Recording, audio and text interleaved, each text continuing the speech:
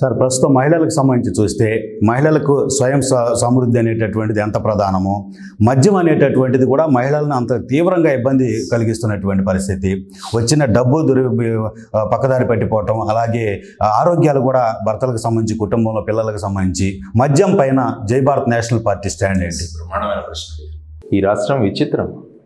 Cash పేమెంట్లే అట, digital పేమెంట్లు చేయకూడదట మద్యం తీసుకోవడం. Okay sir. మద్యం రేట్లు విపరీతంగా పెంచేస్తే మద్యం మానుకుంటారట. ఎక్కడ మానుకున్నారు? ఈ రాష్ట్రానికి వచ్చే బడ్జెట్లో అత్యధిక ఆదాయం మద్యంలోంచే వస్తుంది. అంచెలంచెలుగా మద్యపాన నిషేధం అన్నారు, ఏమైంది? ఇంకా మద్యం ఎక్కువగా కొనుక్కుంటున్నారు జనాలు. అందువల్ల జై భారత్ నేషనల్ పార్టీ ఏం చెప్పింది? మహిళల చేతుల్లోనే మద్యపాన నిషేధం అని చెప్పాం. ఏ గ్రామ సభ కానీ వార్డు సభలో కానీ 50% మహిళలు మాకు ఇక్కడ లిక్కర్ షాప్స్ వద్దు అంటే వద్దు, ఉండవు లిక్కర్ షాప్స్. మొత్తం రాష్ట్రంలో ఉన్న మహిళలందరూ కొనుక్కున్నారు, మా దగ్గర వద్దు, టోటల్ మద్యపాన నిషేధం వస్తుంది.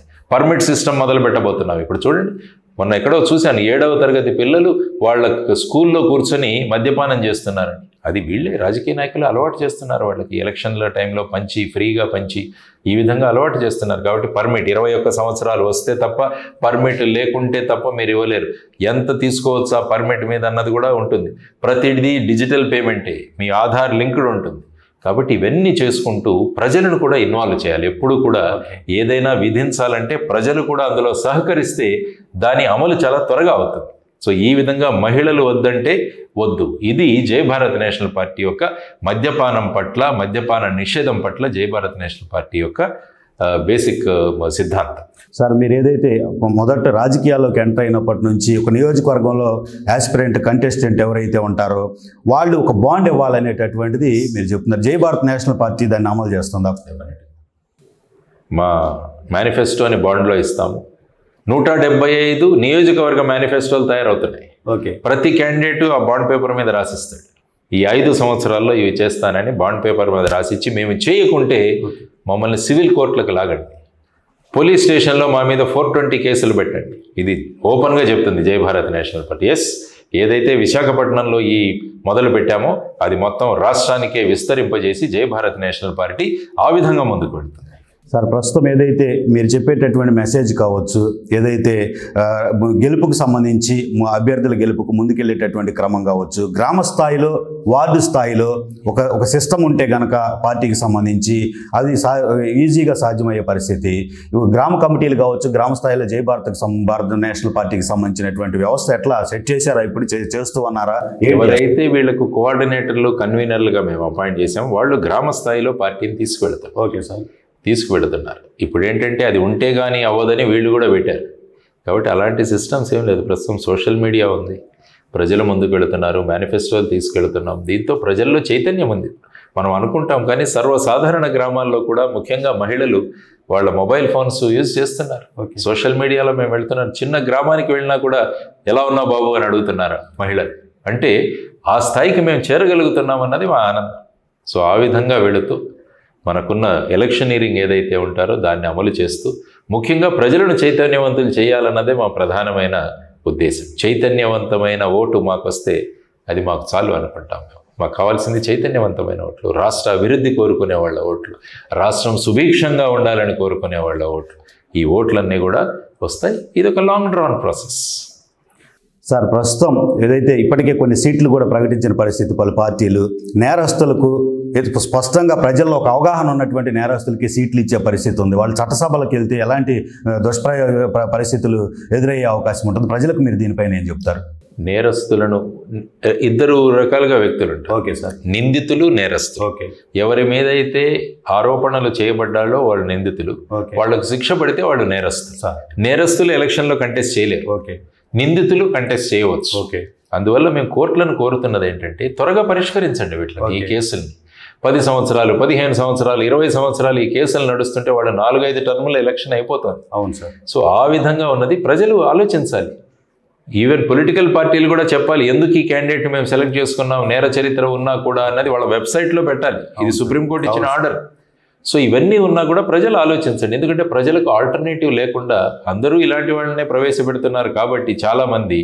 సో జై భారత్ నేషనల్ పార్టీ ఏమవుతుందంటే స్వచ్ఛంగా ప్రజల కోసం పనిచేసే వాళ్ళని అక్కడ అభ్యర్థులుగా నిలబెట్టవు. కాబట్టి ప్రజలు వాళ్ళను తెలుసుకోవాలి. ప్రజలు ఎప్పుడూ కూడా తెలుసుకోవాల్సింది అభ్యర్థి ఎవరు, వాళ్ళు ఏ విధంగా మన కోసం పని చేస్తారు అని. ప్రజలు ఎప్పుడు కూడా మా ఇంటికి పెళ్ళికి వస్తాడా, మా ఇంట్లో ఏదైనా అకార్యం జరిగితే వస్తాడా, ఇదే ఎమ్మెల్యే అనుకుంటున్నారు. కానీ యాక్చువల్గా శాసనసభ్యులంటే శాసనసభలో కూర్చొని ప్రజలకు కావాల్సిన చట్టాలు చేసేవాడు శాసనసభ్యుడు. ఇది ప్రజలకు అండర్స్టాండ్ అవ్వాలి. సో ఆ విధమైన చైతన్యం కూడా మనం కలగజేస్తున్నాం. ఏం చేశారు వీళ్ళు ఇంతవరకు, మీకోసం ఏం చేశారు చెప్పండి ఒకసారి. వచ్చేసి అసలు మీరు మమేకం అవ్వగలరా వాళ్ళతో? సెక్యూరిటీ లేకుండా వీళ్ళు రాగలరా? పరదాల పక్కన వస్తున్నారు, బ్లాక్ కమాండోలతో వస్తున్నారు. జై భారత్ నేషనల్ పార్టీ ఎమ్మెల్యేలు బస్సుల్లో ప్రయాణం చేస్తారు, రైళ్లలో ప్రయాణం చేస్తారు. ఈ విధంగా కాన్వాయిల్లో ప్రయాణం చేయరు వాళ్ళు. స్పెషల్ ఫ్లైట్లలో తిరగరు, స్పెషల్ హెలికాప్టర్లో జరుపు. స్పెషల్ హెలికాప్టర్, స్పెషల్ ఫ్లైట్ ప్రజల కోసం పెడతాం. ఎవరైనా మెడికల్ బాధితులు ఉంటే అరకు లాంటి ప్రాంతంలో ఇంకా మంచాల మీద గర్భిణీ స్త్రీలను తీసుకొని డోలీల్లో తీసుకొని 25 కిలోమీటర్లు వస్తున్నారు. మరి మనకెందుకండి హెలికాప్టర్? పెట్టండి హెలికాప్టర్ అరకులు. ఎవరికైనా కావాలంటే అందులోంచి ఎయిర్ అంబులెన్స్ లో షిఫ్ట్ చేయండి. స్పెషల్ ఫ్లైట్లు ఎందుకండి? 3,000 రూపాయలతో 4,000 రూపాయలతో మనం ఢిల్లీకి వెళుతుంటే 4 లక్షలు ఎందుకు ఖర్చు చేయాలి? ఖర్చు మనం తగ్గించుకొని ఈ డాబులు డర్పాలు ఎందుకు మనకు? ఆ రాష్ట్రాన్ని అప్పుల పాలు చేస్తూ మేము స్పెషల్ ఫ్లైట్లలో వెళ్తాం, ఇది చేస్తాం. ఎందుకు? సాధారణ ఫ్లైట్లో వెళ్ళండి, ఒక సాధారణ వ్యక్తిగా వెళ్ళండి. You are a public servant, మీరు సేవకులు. ప్రజలు మన అధికారులు కాబట్టి ప్రజలకు సేవ చేయడానికి వచ్చిన వాళ్ళ మనం. సేవకుడు ఎక్కడైనా వెళ్తాడా స్పెషల్ ఫ్లైట్లో? మనల్ని ఎవరైతే తీసుకువెళ్లారో వాళ్ళను ఫ్లైట్లో పంపించాలి, కానీ స్పెషల్ ఫ్లైట్లో మనం వీలైతే ట్రైన్లో వెళ్ళాలి. లేకుంటే బస్సులో ఆల్రెడీ ఎమ్మెల్యే ఎంపీలకు సీట్లు కూడా ఉన్నాయి. ఎవరు వెళ్తున్నారు? జై భారత్ నేషనల్ పార్టీ ఎమ్మెల్యేలు ఎంపీలు బస్సుల్లో ప్రయాణం చేస్తారు, సాధారణ ఫ్లైట్లో ప్రయాణం చేస్తారు, ఎకానమీ సీట్లలో వెళతారు. స్పెషల్ ఫ్లైట్లు, చార్టెడ్ ఫ్లైట్లు ప్రజల కోసం ఉపయోగిస్తారన్నది నేను మీ ద్వారా తెలియజేస్తున్నాను. సార్, ఫైనల్గా చూస్తే అసలు ప్రజల్ని అట్రాక్ట్ చేయడానికి, అంటే సిద్ధాంతాల వైపుకి నడిపించుకోవడానికి, ఏదైతే ఒక క్యాడర్ని సెట్ చేసుకోవడానికి బహిరంగ సభలు అనేటటువంటివి రాజకీయాల్లో ప్రధాన భూమిక పోషిస్తాయి. సిద్ధం అంటూ జగన్మోహన్ రెడ్డి వెళ్తున్నారు, రా కదలిరా అంటూ చంద్రబాబు వెళ్తున్నారు. వివిధ రాజకీయ పార్టీలు, మరో పవన్ కళ్యాణ్ కూడా కొన్ని బహిరంగ సభల్లో ముందుకెళ్తున్నారు. ఎందుకని వివి లక్ష్మీనారాయణ గారు ఆయన చెప్తే ఎవరైనా ఎంత కఠినమైనటువంటి వ్యక్తి అయినా మారి మోటివేషన్తో ముందుకు వచ్చేటటువంటి పరిస్థితి ఉంటుందనేది జగమెరిగిన సత్యం. స్టూడెంట్ కావచ్చు, వ్యక్తులు కావచ్చు. మీరు ఎందుకని బహిరంగ సభలు దిశగా ప్లాన్ చేయట్లేదు? బహిరంగ సభలు వైపుకి వెళ్ళేటటువంటి ఆలోచన ఎలా ఉందా మీకు? బహిరంగ సభలు చాలా ఖర్చుతో కూడిన విషయం. ఖర్చుతో కూడిన విషయాలు. ప్రజలందరినీ తీసుకొస్తారు. ఆ ప్రజల తర్వాత మీరు చూపిస్తుంటారు, మీడియా వాళ్ళకి డబ్బులు పంచుతుంటారు. ఆ విధంగా జై భారత్ నేషనల్ పార్టీ ఈ విధంగా ప్రజల్లోకి వెళుతుంది. ఒక్కొక్కరిని ఇండివిజువల్గా కలుస్తాం. సిద్ధం అంటున్నారు కదా, మరి ప్రత్యేక హోదా తీసుకురావడానికి సిద్ధమా? రా కదలిరా తరలి రండి అంటున్నారు.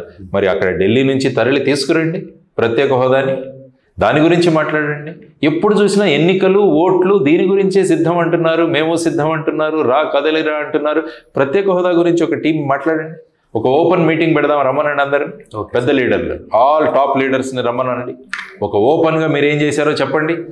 అప్పుడనండి సిద్ధం, అప్పుడనండి రా తరలిరా, మేము సిద్ధమని అప్పుడనండి. అప్పుడే అవుతుంది. కానీ ఈ విధంగా ప్రజలను మభ్యపెట్టడం అన్నది సరికాదు అని నేను తెలియజేస్తున్నాను. సార్, రాబోయే ఎన్నికలకు సంబంధించి ప్రజలకు మీరు చెప్పేటటువంటి మెసేజ్ ఫైనల్గా? ప్రజలను నేను కోరుకుంటున్నది, విషయాల పట్ల అవగాహన పెంచుకోండి. క్యాండిడేట్లు మీకు ఏం చేస్తారో చేయండి. అందుకనే కాళోజీ నారాయణరావు గారు చక్కని మాట చెప్పారు, ఏ పార్టీ వాడో అని చూడకండి, ఏ పార్టీ వాడో అని చూడండి అంటాడు. ఏ టోపీ పెట్టుకున్నాడో చూడకండి, మీకు ఎన్ని టోపీలు పెట్టాడో చూడండి అంటాడు. కాబట్టి ప్రజలకు నేను చెప్తున్నది అదే. ఒక్కసారి ఇష్యూస్ మీద చదవండి. పార్టీలు, పార్టీ నాయకులు, పార్టీ అధినేత ఎవరు, దీని గురించి ఆలోచించకండి. మన దగ్గర మనకు పెట్టిన క్యాండిడేటు మనకు ఏం చేయగలడు, మరి ఈ పార్టీలు ప్రత్యేక హోదా ఎందుకు తీసుకురాలేదు, విభజన హామీలు ఎందుకు తీసుకురాలేదు, ఇన్ని అప్పులు ఎందుకు వచ్చాయి, మన గురించి ఆలోచించకండి. రాష్ట్రం గురించి ఆలోచించండి, మన నియోజకవర్గం గురించి ఆలోచించండి. మనం స్వార్థం నుంచి బయటపడిపోదాం.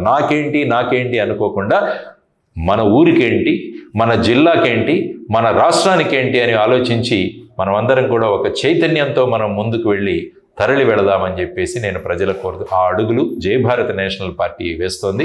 ఆ అడుగుల్లో మీ అడుగులు కూడా కలపండి. ఒక కొత్త ఆంధ్రప్రదేశ్ను మనం అందరం కలిసి సృష్టిస్తామన్నది మీ ద్వారా ఓటర్లకు చేసుకున్న నా విన్నపం. Thank you sir. ఇది వివి లక్ష్మీనారాయణ గారికి సంబంధించి సుదీర్ఘమైనటువంటి చర్చకు సంబంధించి ప్రస్తుతం లక్ష్మీనారాయణ గారి యొక్క ఆకాంక్ష అయితే మాత్రం అధికారం చేజిక్కించుకోవటం కాదు, ప్రజల్లో అభివృద్ధి తీసుకురావటం అనేటటువంటి ప్రధాన లక్ష్యంగా చెప్తున్నటువంటి పరిస్థితి అయితే ఉంది. ఇప్పటి వరకు పరిపాలించినటువంటి ప్రభుత్వాలు తమ స్వార్థం కోసం చేసినటువంటి ప్రయత్నాలే కానీ ప్రజాభ్యుదయానికి మాత్రం రాష్ట్రాభ్యుదయానికి మాత్రం ఏమాత్రం చేయలేదనేటటువంటిది ఒక ఏదైతే కార్పొరేట్ పాలిటిక్స్ కాదు, ప్రజలకు సాధారణ వ్యక్తుల్లాగా దగ్గరికి వెళ్ళేటటువంటి పరిస్థితులే జై భారత్ నేషనల్ పార్టీలో ఉంటాయి. రాబోయేటటువంటి రోజులు జై భారత్ నేషనల్ పార్టీవే అనేటటువంటి అభిప్రాయాన్ని వ్యక్తం చేస్తున్నటువంటి పరిస్థితి అయితే ఉంది. జాతీయ స్థాయిలో కేంద్ర ప్రభుత్వాల యొక్క మనుగడలో కేంద్ర ప్రభుత్వాల యొక్క చెప్పు చేతల్లో కాదు రాష్ట్ర ప్రభుత్వాలు ఉండాల్సింది. రాష్ట్ర ప్రభుత్వాలు కేంద్రం నుంచి దమ్ముగా ఏదైతే తీసుకురావాల్సినటువంటివన్నీ కూడా తీసుకురావాల్సినటువంటి పరిస్థితుల్లో ఉన్నాయి. వాళ్ళంతా లొంగిపోతున్నటువంటి పరిస్థితులే ప్రజలు గమనించాల్సినటువంటి అవసరం ఉంది. జై భారత్ నేషనల్ పార్టీకి అవకాశం ఇస్తే ప్రజాభ్యుదయం రాష్ట్రాభివృద్ధి అనేటటువంటిది ఎలా ఉంటుందో చూపిస్తామని చెప్తున్నారు. ప్రతి నియోజకవర్గం ఒక అభివృద్ధి కేంద్రం అనేటటువంటి నినాదంతోనూ రాష్ట్రంలో ఉన్నటువంటి పలు సమస్యలకు సంబంధించి పరిష్కార మార్గాలు కూడా చెప్తూ ముందుకెళ్తున్నటువంటి పరిస్థితి ఉంది. మరి రాబోయేటటువంటి రోజుల్లో జై భారత్ నేషనల్ పార్టీకి ప్రజల స్పందన ఎలా ఉంటుందనేటటువంటిది చూడాల్సిన పరిస్థితి.